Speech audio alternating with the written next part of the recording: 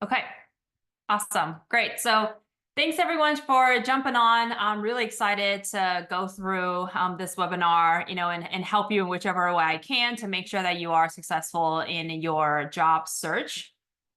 So, the main content here is going to cover going to SACC, what you should be doing pre, during, and post SACC. But understand that SACC is not your only job search option and even not your only career search option. So if you have any questions during the presentation, feel free to jump in and ask any of those questions. Okay, so a little bit about me. I am a West Point grad, 2008, and I served 5 years in the military intelligence function. Got out in 2013 and joined my current company, Stryker, in 2014. So I actually took a little bit of time off in between my military service and starting a role in corporate America. I have been at my company for the entire time in various different roles. I started out in, supply chain management in California for a couple years, and then was in supply chain management in Texas for a year. And then I ran our military recruiting function for 4.5 years.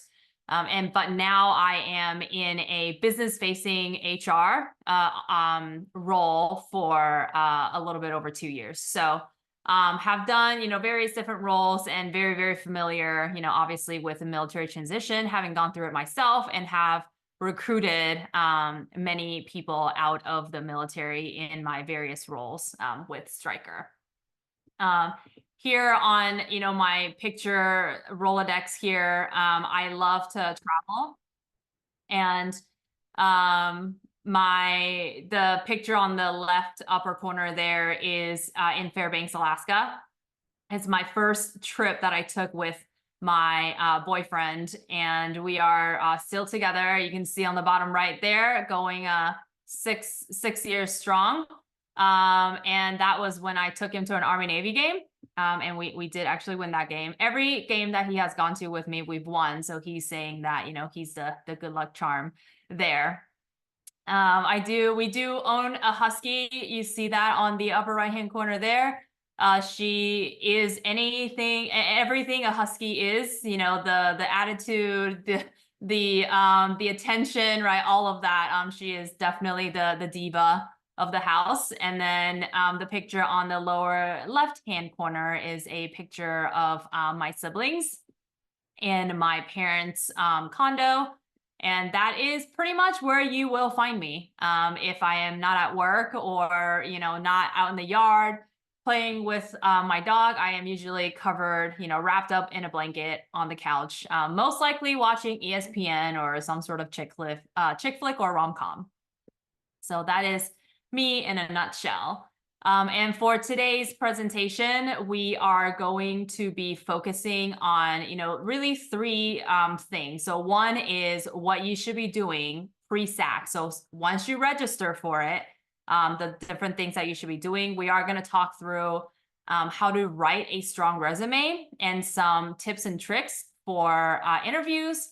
And then we'll talk through what you should be doing post-SACC after you have, I don't know why it keeps doing that, after you have attended the conference and have met, right, the recruiters and the hiring managers from the different companies.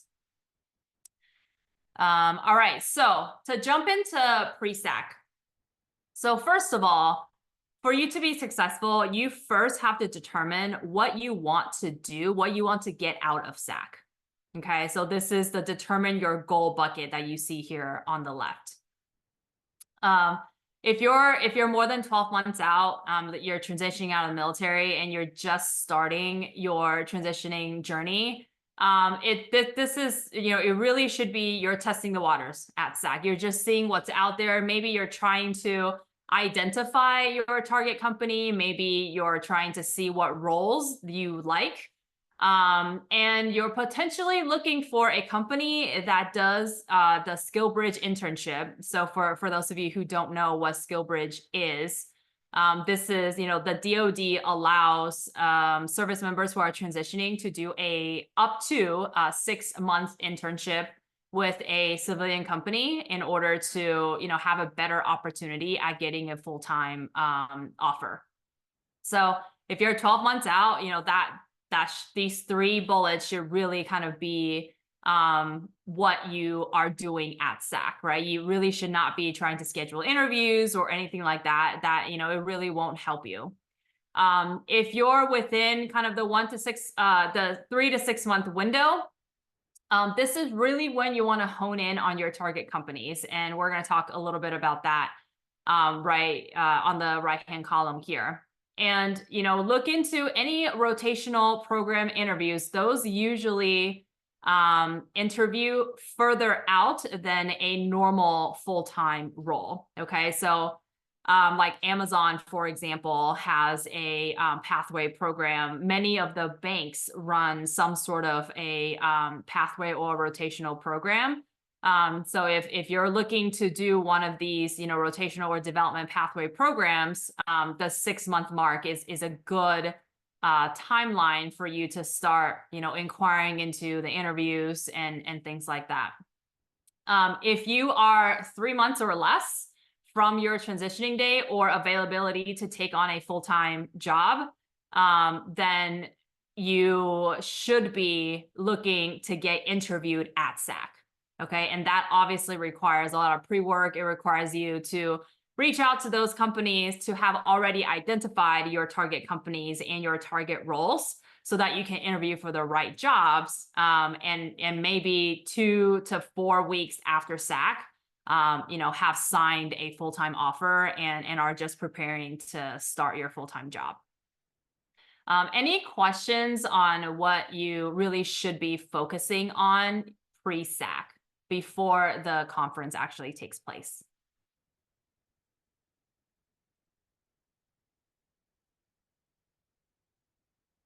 Okay, great. Then let's talk about, identifying your target companies and roles for a bit. So before you show up to SACC, you should look at the list of companies that are attending SACC and research that company, research their culture, right? Research their mission, their company size, what their values are, all of those things to make sure that it fits with the company that you want to work for, a company that you're going to be proud to work for. Okay. Some people like to start with the industry or the product, right? They're like, I want to work in med device. I want to work in oil and gas, or I want to work in pharmaceuticals, right? Something like that. Other people are less about the industry and more about the role itself. I want to work in, supply chain. I want to be in sales, right? Something like that. So you do really have to take some time to go through and figure out what you want before you show up at SACC so that you eliminate the noise, because there are going to be a lot of companies at SACC. And if you don't eliminate a noise, you might end up at a company that is not aligned with your personal mission, right? And your personal goals and values and things like that. And then in a year or maybe less, you're in this, job search, job hunt process again. So I've kind of put down there some questions to ask yourself when you're looking for a role, right? What do you love doing? What are you good at doing, right? Sometimes what you're good at is not what you love, right? So you, in a civilian career, you have the choice to pick the role that you want to do. What's your travel percentage, right? Earlier, I think when we did intros, people have children, they have young children, right? Do you what are you okay to travel, or is it, do you want to work from home? Right? Or do you want to go into the office? Like all of these things impact which roles you go after. Do you want to be a people manager or you want to be an individual contributor, right? All of these things play into which roles you should be looking for and which roles you should be asking for interviews when you're at SACC. Okay. Any questions on identifying target companies and roles?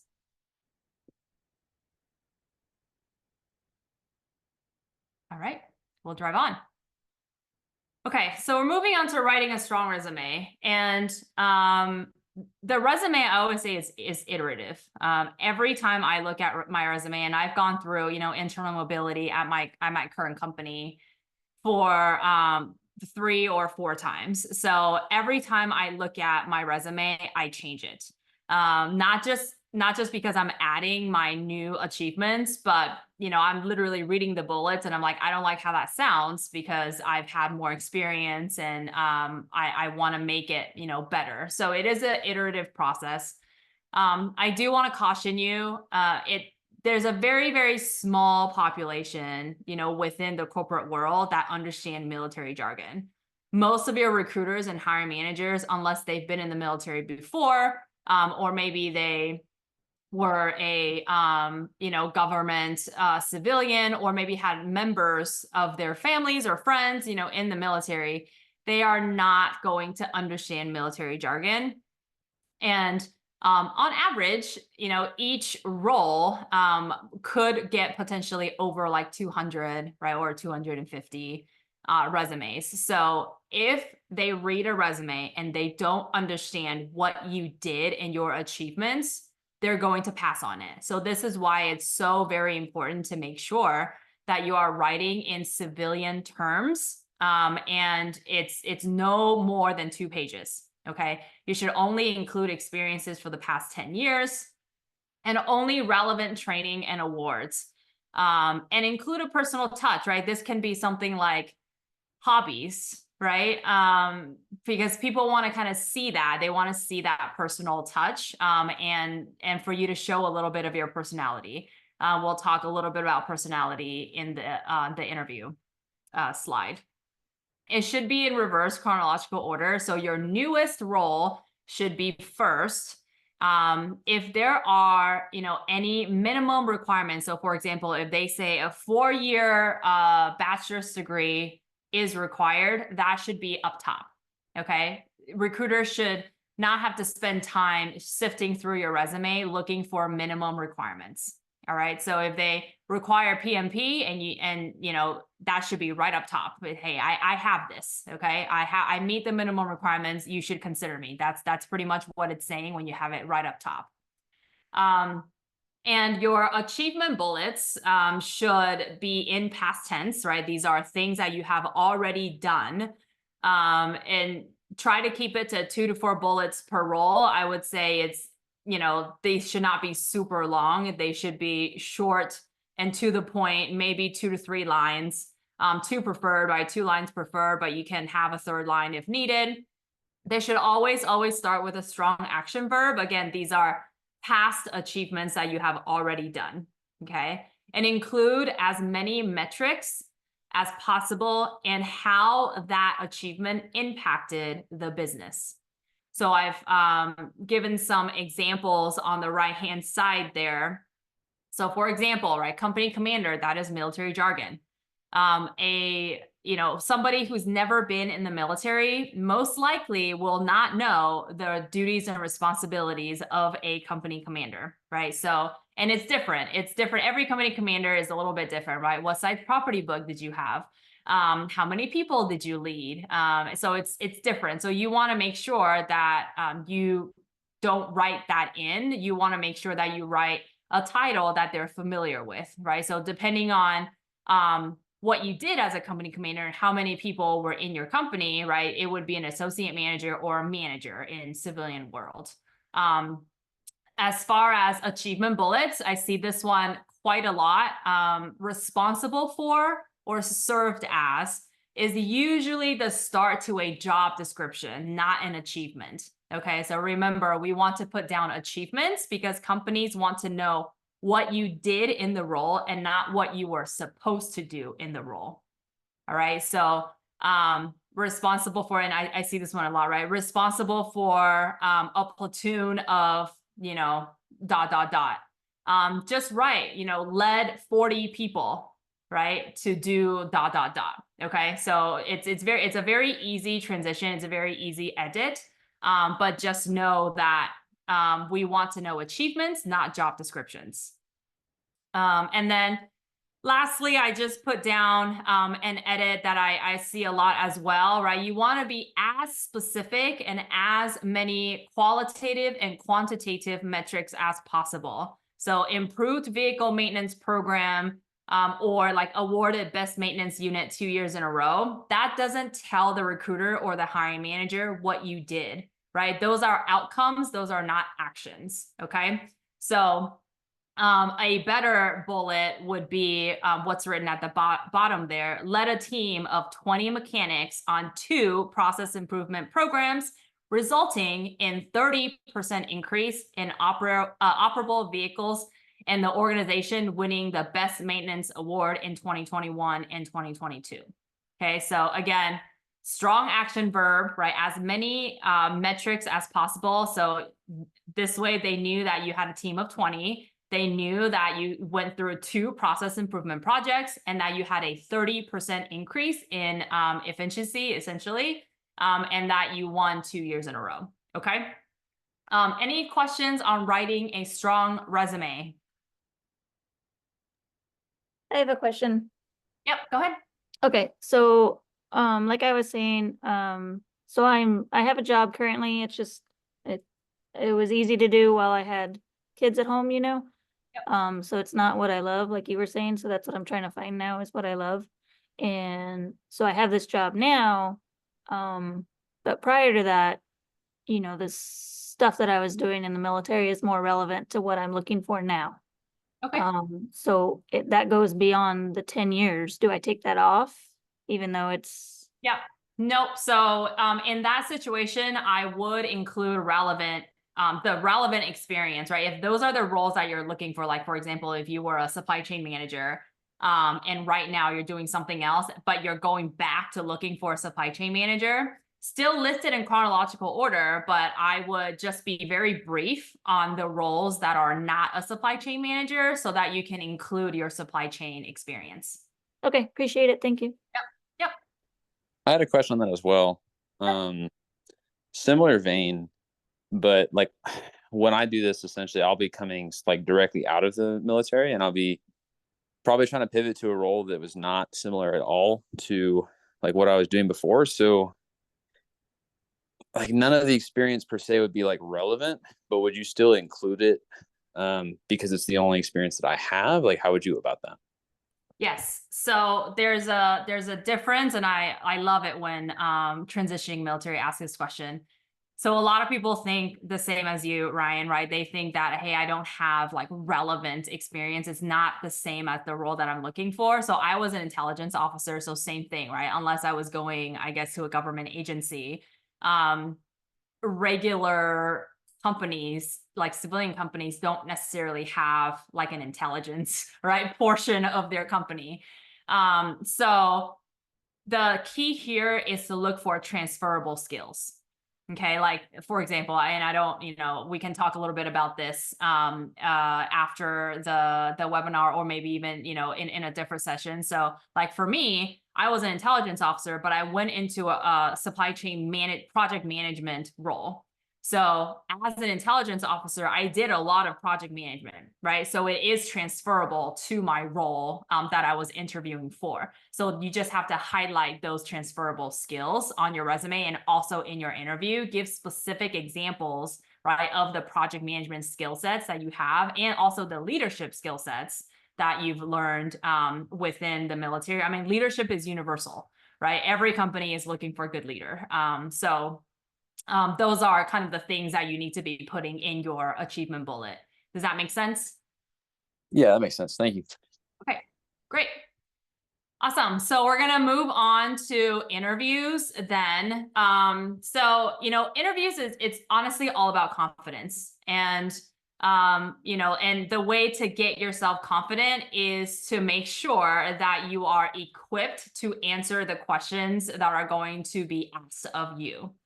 So the first thing to do is make sure that you're showing up correctly, right? Whether it's, unless otherwise stated, you should always show up to an interview in business professional attire. Okay. Now some companies will tell you, hey, like we're casual, you can show up casual.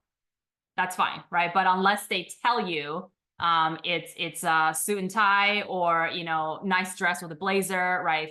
Professional attire. You should obviously research interview questions, depending on the role that you're going up for. Okay, so if you're going for a project management role, you should be looking for, hey, like, just Google it, right? What are some of the common questions that are asked of project managers? You should have a list of examples ready to share about leadership, about project management. Again, this, you know, will depend a little bit on the role that you're going for. Now, you should also, you know, prepare for the interviews. You should practice what you are going to say. And, you know, I would not have to list it out, you know, in front of you during the interview. If it's an in-person interview, if it's a virtual interview, obviously you can, you know, get away with having stuff on your desk. But the key is to practice. Okay, interviewing is a perishable skill. Practice, you know, practice. That's, I cannot emphasize more on the fact that you should practice. Usually what I tell my clients is you should record yourself. Just, you know, set up a Zoom or a Teams, you know, or something like that.